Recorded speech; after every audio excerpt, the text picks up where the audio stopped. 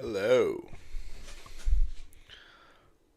Welcome to the fifth instance of our live show, the Scratch Golf Show. If you're new here, my name is Marco. I'll be your host this evening. Welcome to the Wednesday show. We're working in some new stuff with the stream logos. Learning as we go here with the viewer count and the YouTube subscriber widgets popping up. We're working on getting the socials on the screen also. But if you're new here, like I said, welcome to the show. My name is Marco. We here on the Scratch Golf Show on the Wednesday show specifically focus on our gambling picks for the week. We're lucky enough there's two events this week that we can bet and lose money on. The first being the Zurich Classic of New Orleans, which is the team event on the PGA Tour.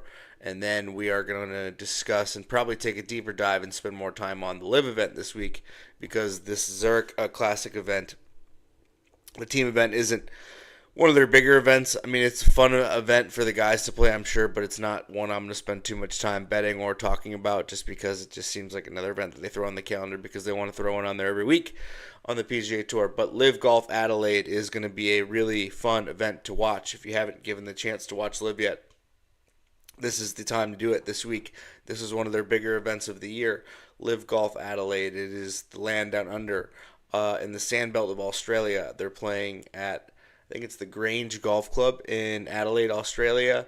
This event is probably their signature event, or an event that's very similar to the WM Phoenix Open. Lots of beer, lots of crazy people, lots of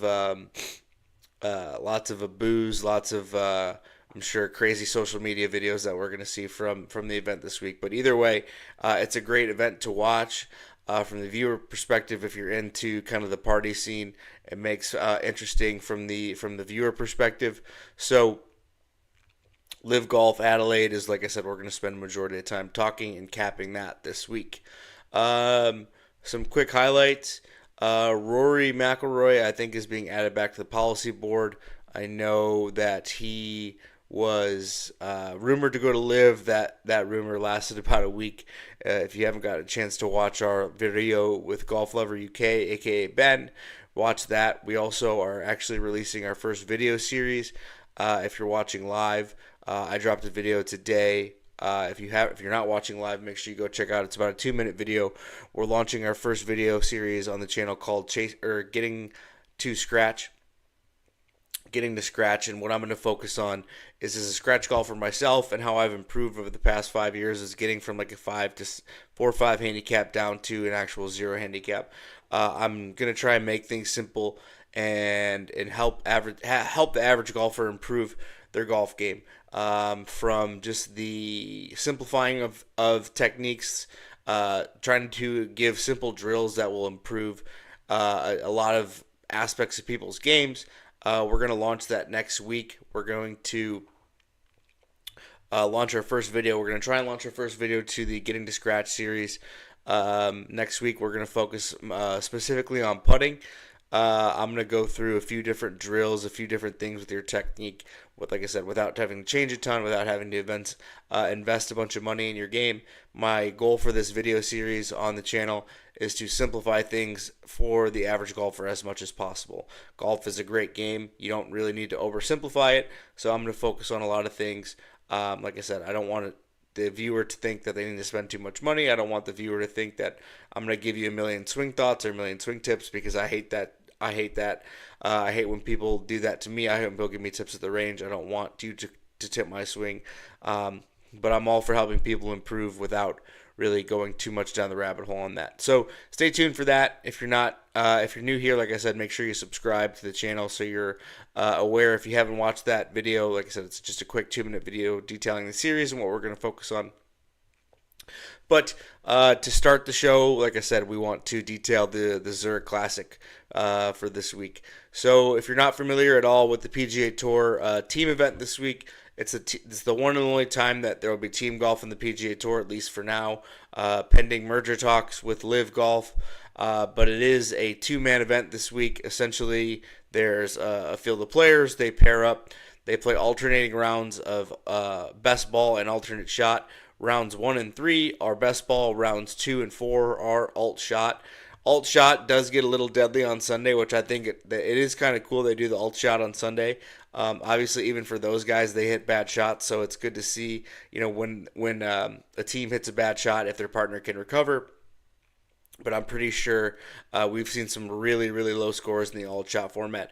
So it is going to be a really cool event if you're into the team stuff. Like I said, it's a much more chillaxed environment this week. Although there is FedEx Cup points on the line, there obviously is money at stake. Like I said, it is a fun event for the viewer. I won't be tuning in a ton Thursday and Friday.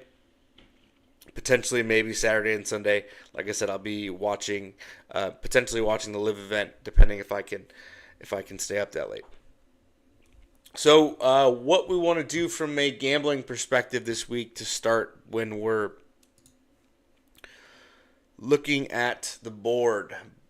This is FanDuel's board. I also have DraftKings pulled up for the Zurich. You have Schauffele and Cantley. They've won this event in the past. They've actually taken it pretty deep here on this specific course. The course itself is TPC Louisiana. It's gotten a variety of winners over the years.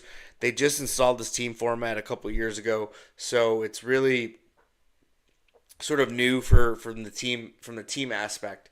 But you've seen a ton of winners on this course. You don't need to hit it super long here. You do need to be relatively accurate from that aspect. But it's seen a variety of winners, and like I said, with the team format, the distance isn't really going to matter, considering if you're short and you have a longer partner, you're only going to be hitting half the tee shots anyway. So you won't catch me dead betting anything close to the favorite on this week. I'm just not going to bet my money on a two-man event. And I will never play plus 400 with the favorite, considering Cantley and Schauffele. They have won this event. Like I said, they have taken it deep here. I think they won it in 22. But I'm just not going to bet plus 400 on a week like this, on a team event week. So a pass on that. The second favorite, I do think that's interesting. I think plus 700 with Lowry and McIlroy, I think could be a potential winning team. Rory, I think, can take it really deep out here. Like I said, he's probably going to be more of in a free-flowing mindset. I know he hasn't been playing super well as of late, but when he does drive it well, he does get that free-flowing strut with his swing, and that can be dangerous. So I love them in this format. I'm not going to bet them just because, like I said, I strictly will not bet anything below like plus 2,000 this week just because I want the extra juice. Anyone can win this thing. Basically, all these guys are good. They're all PGA Tour players, and their partners are generally either PGA Tour players or guys who have played professional, so they can take it relatively low. So I'm really not interested in laying anything close, like I said, anything under plus 2,000. But I do think they're interesting.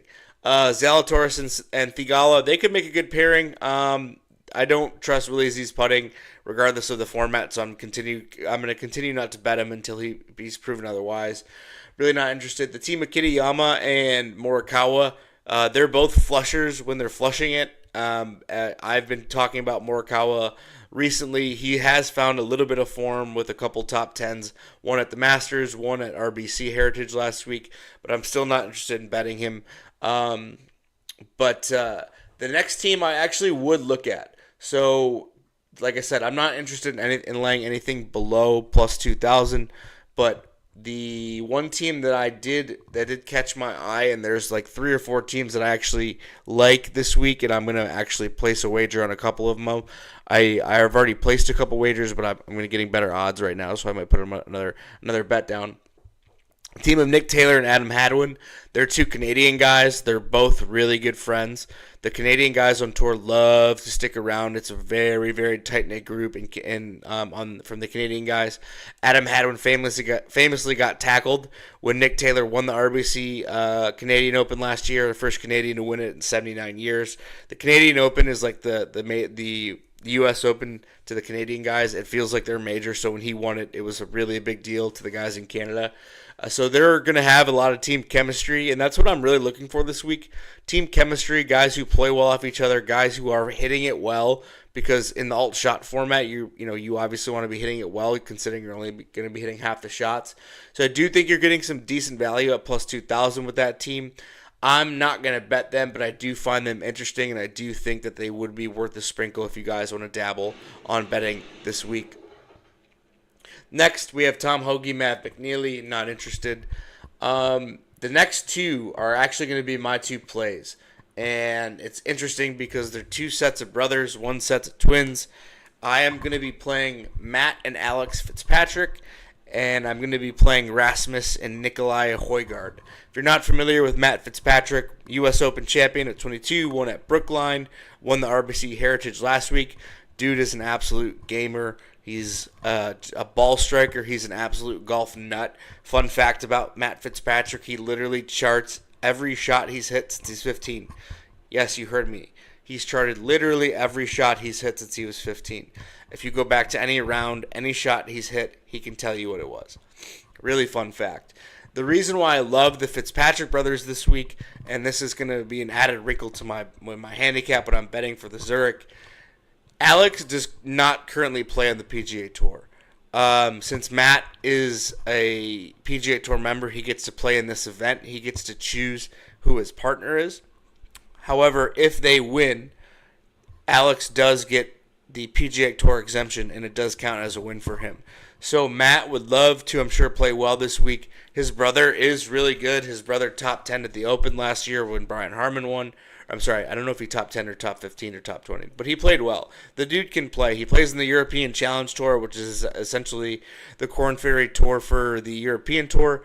He may play in the DP World Tour also. I don't know if he plays between them both. I don't know if he got status or not on the DP World Tour. But I love them at plus 2,500. I think they're going to have great team chemistry.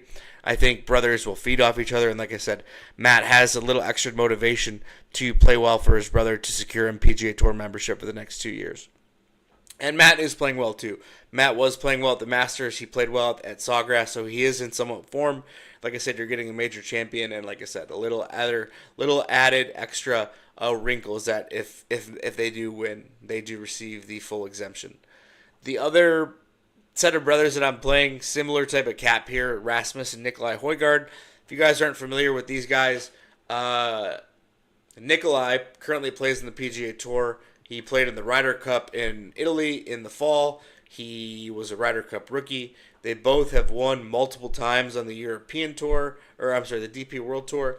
They are both absolute studs. I wouldn't be shocked if they both play on many European Ryder Cup teams come.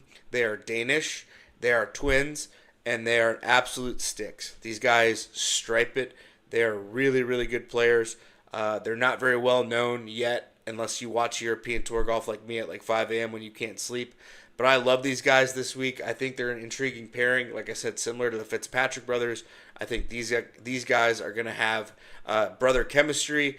And fun fact, like I said, Nikolai plays in the PGA Tour. Rasmus does not. So at the end of the DP World Tour season, and if you're not familiar, this was a wrinkle in the alliance between the DP World Tour and the PGA Tour. And at the end of the DP World Tour season, the DP World Tour sends the top 10 players to the PGA Tour. Rasmus was number 11, so he missed out. He missed out on getting his PGA Tour card by one spot, but Adrian Meronk, who went to LIV, took a PGA Tour card, and he essentially took Rasmus's spot. So Rasmus, maybe is playing with a little bit of vengeance this week. I bet them at plus 2,500 yesterday. I'm going to bet them again at plus 3,000. I just really think they have that unique pairing this week with the brothers. I'm not going to go through every team. Like I said, I'm not betting any matchups this week. I'm simply just not going to risk my units on those types of things. There's some decent teams. Another set of brothers down here. I'm just going to highlight every set of brothers, apparently. Parker and Pearson Coody. They're sticks also. They, similar to the Højgaard brothers, if they win, they get status, so they're playing with a little extra motivation. If you want to sprinkle a long shot, throw $1 on these guys at plus 11,000 if you want to sprinkle somebody. But like I said, my two plays are going to be the Fitzpatrick brothers at plus 2,500 and the Højgaard brothers at, like I said, at plus 3,000. I bet them both yesterday at plus 2,500. I'm going to double down here on the Højgaards as soon as I can get back into FanDuel because apparently it logs you out after 10 minutes. But I'm not risking a ton of units here, guys. Like maybe 0.5. It's just not a big enough event for me to justify betting more than like half a unit, 1 unit at most, on this event. So let me throw my other bet on here just to take another position on these guys. They win. I win like 650. And then the only other parlay I wanted to touch on, I put in a make the cut parlay this week. I love McElroy and Lowry.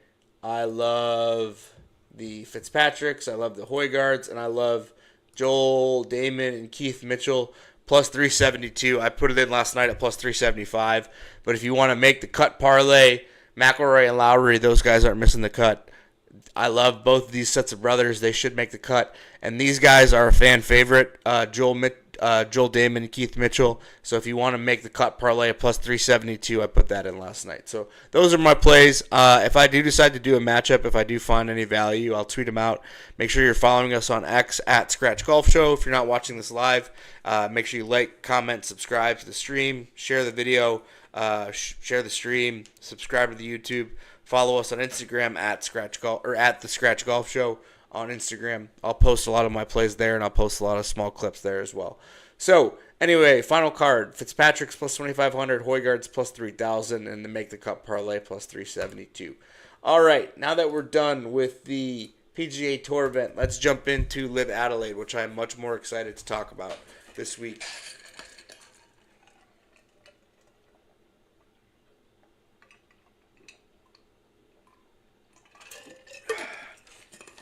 LIV Adelaide, like I mentioned at the beginning of the stream, if you jumped in late, I gave a brief breakdown of the LIV Adelaide event. It's basically the LIV's version of the WM Phoenix Open. A lot of partying, a lot of booze. The Aussies love to get after it, man. They're thriving for golf down there. They're thirsty for golf because the PGA Tour refuses to play any golf in Australia, but they love this event. So regardless of what you've heard about LIV, I think if you're going to watch any event, this would be the event to watch. Regardless of how you feel about the tour, it's just going to be a crazy event. If you like anything about Phoenix, you're going to love this event. It's on Friday, Saturday, Sunday. But since it's in Australia, it actually starts Thursday night since it's only 54 holes.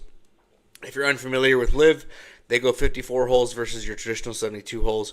But it's actually going to be on at 9:45 Eastern Standard Time tomorrow night, Thursday, if you want some late night primetime golf, or Friday or Saturday, it'll actually wrap up. They do a shotgun start, 13 teams, 54 players, 52 players, 13 teams, 52 players, 2 wild cards, making up a 54-man field on LIV Golf. They're playing the Grange. This is a course that is going to be a very high-scoring course. Lots of birdies are going to be made here. These guys are going to tear this place up. Nothing against the course. It's just a shorter course. It's got 10 par 4s, 4 par 3s, 4 par 5s. The par 3s are all short with the exception of one that plays just over 200 yards. The par 4s are all relatively short, so this course isn't going to really favor the Bombers as it would be on a normal week. You are going to see a shit ton of birdies made this week. Taylor Gooch opened last year with 62, back-to-back 10-unders. It's going to be a wedge fest. It's going to be a birdie fest. It's going to be a putting fest. So this week we are excited. Like I said, if you're not into LIV at all, this would be a good week to watch. You're going to see a lot of birdies. You're going to see a lot of crazy moments. You're going to see a lot of good shots. So maybe give it a try. 9:45 Eastern Time. You can watch it on the LIV Golf app. You can watch it on YouTube, depending on where you are. It's free. Or if you can somehow find it on the CW on YouTube TV, you're more than welcome to do so. I generally watch on YouTube or the app. It's really easy. Just download it on your phone. But this is going to be a really fun event for a lot of the Aussies who get back there. Like I said, there is, I think, 6 Australian guys who play on LIV. They're really excited to get home and play. This was a big event that they had gotten last year. It was their first time they went there last year to Australia. So we're going to use that in our capping. Just to recap the event from last year. So like I said, Taylor Gooch won at 19 under. He shot 62, 72, 73 to win by 3.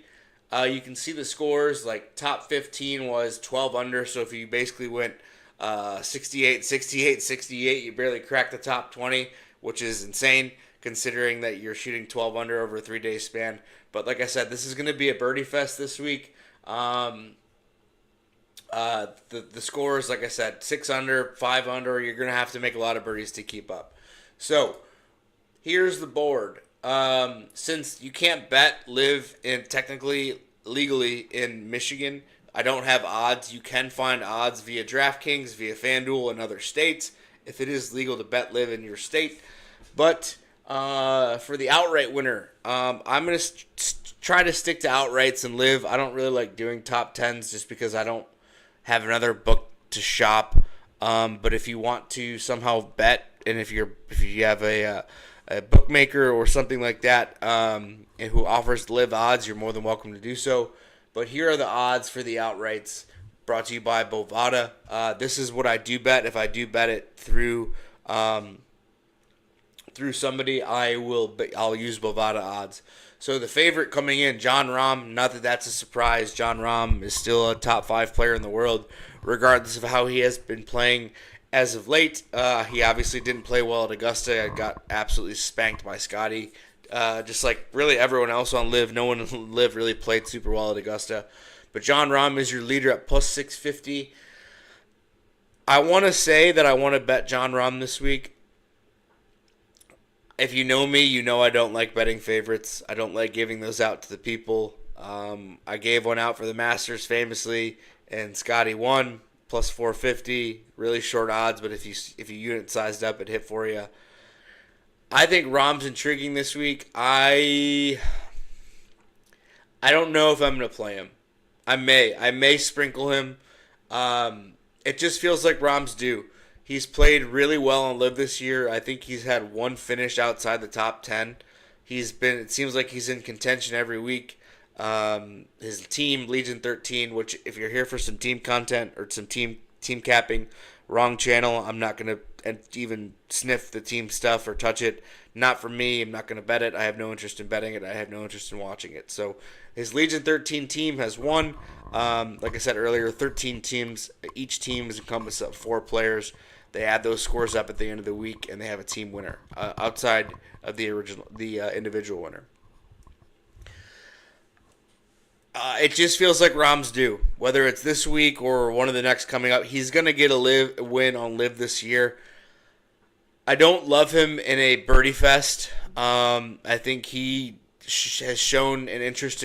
He's shown a level of frustration this year on LIV with the music, with the atmosphere. I know he's played at Waste Management. He's competed at Waste Management. He's from Scottsdale area. So I'm back and forth. I would lean betting him. I may or may not do it, but I think it's an interesting play. Next to 3 players at plus 900, Mr. Bryson DeChambeau. Bryson. Why can't you be like plus 1,500 so I automatically have to bet you? Plus 900 just seems like such a low number for you. The books are catching on with Bryson. He obviously played well at the Masters. He's finally getting the odds that he deserves-ish on LIV.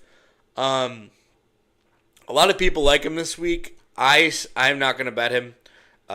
He's another guy, like I said, even though he does hit the absolute shit out of the ball and he does drive it very well, I don't love him in a field where he's going to have to shoot probably, I would say, 18 under at minimum. I just don't think he's been able to put 3 rounds, let alone or 4 rounds together, let alone 3. On LIV this year, you look at LIV Las Vegas, I think he went 64-75. He's been in contention. Where did he finish last year? Let me look. I forget. So T28 last year, 9 under. I'm not gonna bet him. I don't think I'm not interested in Bryson this week. But it is if you want plus 900. My first play, Cameron Smith. I love Cam Smith. If you guys don't know me at all, I love Cam Smith. He is one of my favorite players of all time. I actually love the Australian golfers. Jason Day was one of my favorite players kind of growing up. I just love watching Cam Smith get up and down from everywhere, hitting these saucy wedges, rolling in every putt. His famous 2-putt to win the Open on 17. Still one of the craziest up and downs I think I've ever seen in my life. You don't realize how hard that shot is. If you haven't seen it, look it up on YouTube. Just look up Cam Smith 17 St. Andrews up and down on YouTube. I'm sure you'll be able to find the video. 2 putts left of the road hole. He competed in this event last year. I think he was top 20. It was the first time that LIV had been to Australia, or any event had been to Australia. So I felt some added extra pressure, I think. But plus 900 I think is interesting. I think it is a little short on him. He did T8 at Augusta. He has been in somewhat form this year. He lost in a playoff in Hong Kong to Abe Answer. I will be playing him at plus 900. I think he gets it done this week. I think at worst, I love him in a course where you have to make a ton of putts or you have to hit a bunch of wedges close. Dude's one of the best wedge players I've ever seen. Literally is probably the best putter on the planet. So I'm going to take Cam Smith plus 900 as my first play. Joaquin Niemann, you can bet Waco. Waco didn't play super well at Augusta. He won the first two, or he won, I think, 2 of the first 3 LIV events this year. One in Jeddah, one in Mayakoba, the individual titles. Plus 900 is too short for him. Like I said, he's not a guy who I think is going to go super low for 3 straight days. He won on the PGA Tour before moving to live at Riviera. Went 62, 62, I think 74. So if I need somebody to shoot 60s all 3 days, Waco I don't think is the guy. So I'm not going to play him at plus 900. The next 2, Taylor Gooch, defending champ of LIV Golf Adelaide, plus 1,200. Tyrrell Hatton, plus 1,200. No, thank you. I'm out on Tyrrell Hatton. Guy does not make enough birdies. He gets too hot. Anyone on Legion 13, not interested this week unless it's John Rahm.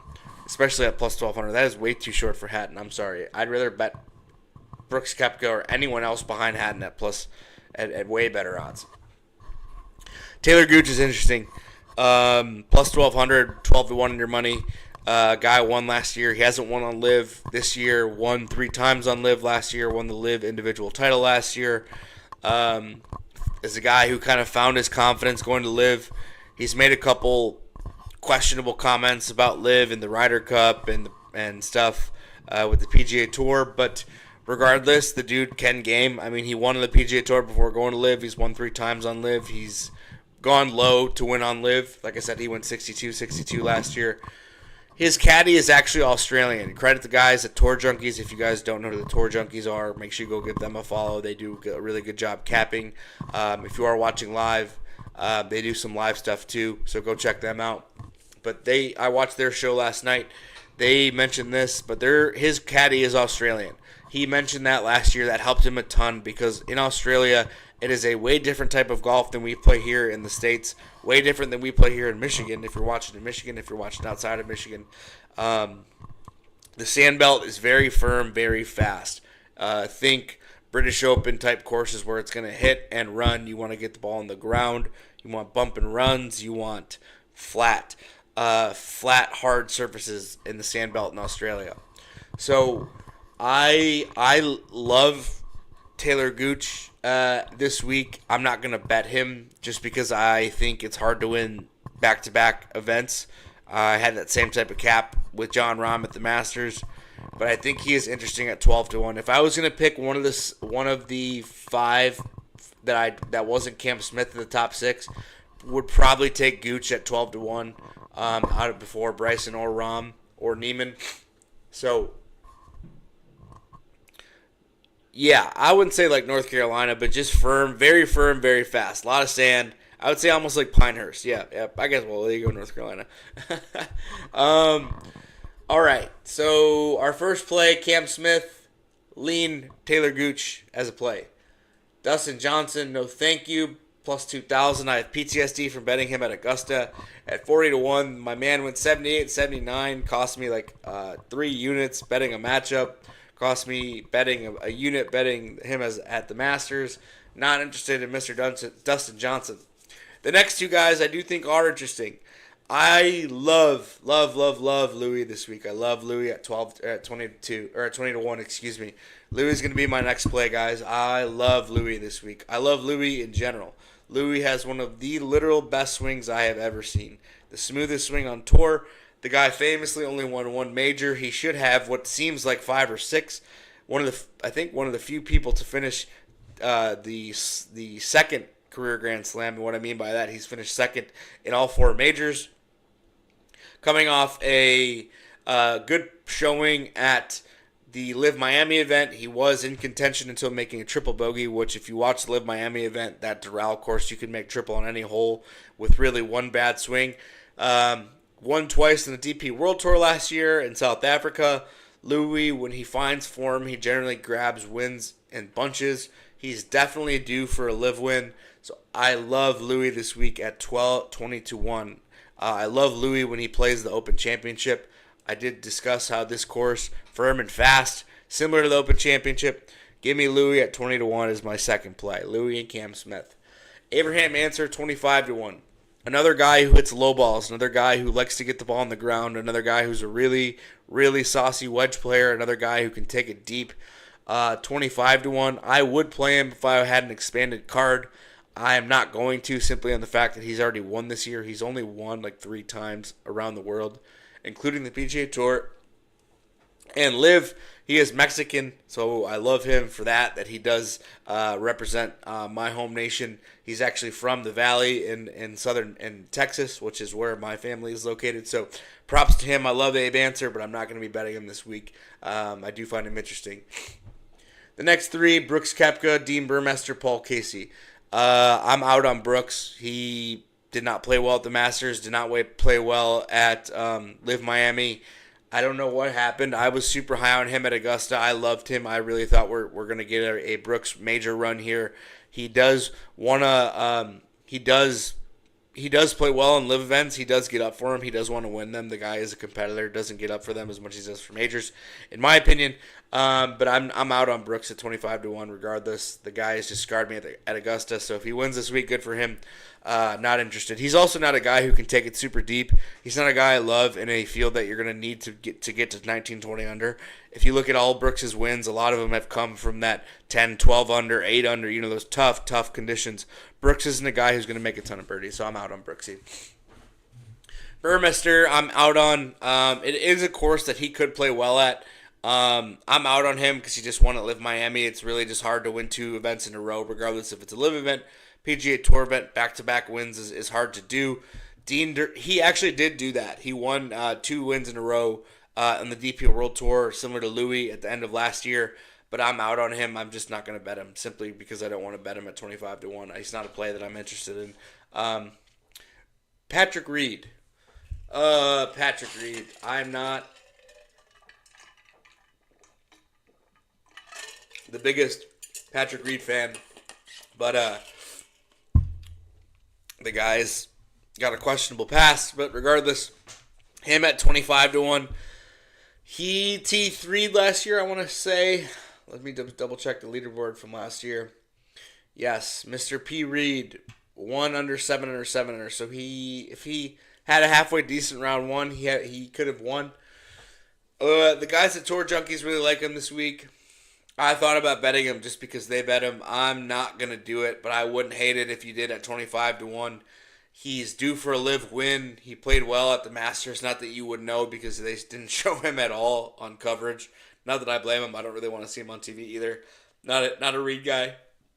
But 25-1, he's a guy who can make a lot of birdies. He's a guy who can take it deep consistently day over day. He's a guy who can pour him in with conviction. If he gets a hot putter, look out. And not many people know it, but Pete Reed has a really, really good set of hands around the green. So I love him this week. I'm not going to bet him because I'm trying to keep it to 3 plays. But I may come back. I may circle that. Follow us on X or Twitter at Scratch Golf Show. If you're not watching live, if I play Patrick Reed, I'll post it. Adrian Moronk, no thank you, plus 3,000. He's played terrible since he came to LIV. The reigning DP World Tour Player of the Year. The Polish, he's a Polish gentleman. He's got a really long neck. Looks like kind of a giraffe. I'm not interested. He just finished DFL at the Masters before the cut, so no thank you. I'm out just because of that. Paul Casey. A lot of people like Paul Casey this week. I talked to Golf Lover UK and on our video. He had mentioned Paul Casey as a pick this week. He's been playing really, really well. It's good to see Paul Casey playing well. He's dealt with a ton of back injuries in his career. I like him. I think in honor of my guy Golf Lover UK, I kind of want to play Mr. Casey at plus 3,000. I'm gonna have more picks than I want. I'm gonna do it. I'm gonna play Paul Casey at plus 3,000. So our third official play, we got Cam Smith at plus 900. We've got Louis at plus 2,000, and Paul Casey at plus 3,000. I hope you're right, Ben. Otherwise, I'm invoicing that bet to you. Sergio. I wanted to bet Sergio this week, but he just simply choked it at LIV Miami. Essentially had 3-footer to win. The guy yipped it. Missed the cut at the Masters. Guy's a hothead. Really not interested in him this week. So I'll pass on him at plus 3,000. Carlos Ortiz. No thank you. Plus 4,000. Another Spanish player. Good guy, but not interested at plus 4,000. The next two, Lucas Herbert and Mark Leishman, both Australia's, both guys from down under. If you wanted some long shots, plus 4,000, take some flyers and some Australian guys this week, Leishman and Lucas Herbert, plus 4,000 if you want to bet some Australian guys with halfway decent odds. My last and final play, and I may catch some shit for this.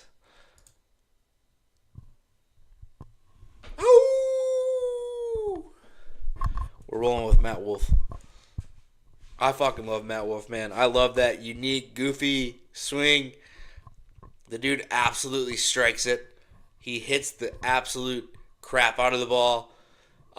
He's still young, man. He's still like 24. The dude he came out with Hovland and Morikawa. He won in his fifth PGA Tour. He won in his fifth PGA Tour start. Jeez, at 19 years old, the 3M Open. He actually beat Morikawa, drained an eagle putt to win it. I think he beat Bryson and Morikawa. He has famously gone through some struggles this year, or recently off the course. He's moved around from team to team on LIV. Obviously, he was on Team Smash last year, which was Brooks Koepka's team. Brooks and him had a bit of a spat. But he's got a T2 at a U.S. Open and a T4 at a PGA. He can take it deep. He can make birdies with conviction. He shot 61 without really hitting it close. Or I'm sorry, without really putting it well. He just hits it too close and he just runs into birdies. He's been playing well on LIV this year. I think you're getting really good value on him at plus 4,500. He still has so much talent, so much potential. He got traded to Bubba Watson's team, the Range Goats, in the offseason. And he's just played well. He T3'd at LIV Miami, one shot out of the playoff. And like I said, the dude can make birdies with the best of them. If he gets a hot putter, look out. So my final play is going to be Matthew Wolff at plus 4,500. I'll go through the rest of the board. I'm gonna take it to about 9:15 tonight and try and keep the show to 45 minutes tonight. So if you're sticking around, stick around for another 7 minutes. Would really appreciate it. So David Puig, that's another guy that Golf Over UK highlighted on our interview on Wednesday. If you're not familiar with David Puig, he's a Spanish or he's a Hispanic player. I don't watch a ton of him. I know Ben highlighted him a ton. Ben loves him. He thinks he's really good.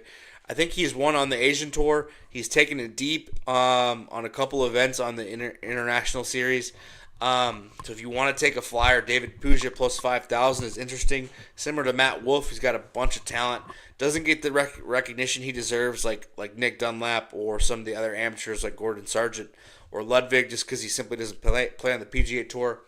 But the dude can hang. He's got game, and for our guy Golf Over UK, I at least wanted to talk about David Puig at plus 5,000. Peter Udline, no thank you, plus 5,000. I'm just gonna skip a lot of these long shots, guys. If you want to look, if you're into LIV, I try and bet the top half of the board. A lot of these guys, the thing about LIV is they do have a top-heavy leaderboard, but the bottom half is just not competitive if you look at some of the names, so I'm not interested. I do want to shout out my guy AK, my guy Anthony Kim. He responded to me on Twitter this morning. That was a fanboy moment. I grew up watching Anthony Kim. He's an absolute stick. The guy, basically walked out of bed and shot 65 in a competitive round for like the first time in 13 years. And Liv Hong Hong beat guys like Brooks Koepka, John Rahm, Dustin Johnson, Cam Smith, just to name a few. I love Anthony Kim. He's got so much talent, man. He was so good for so long, and it was a shame to see him leave the game for 12 years. But it's good to see him back. The game is so much better with Anthony Kim in it. I hope he finds his form on LIV. He hasn't played particularly well. He's got one round of 65, but it comes and goes. I mean, talk to me at the end of the year. Maybe if he has a better finish, but I love my guy AK.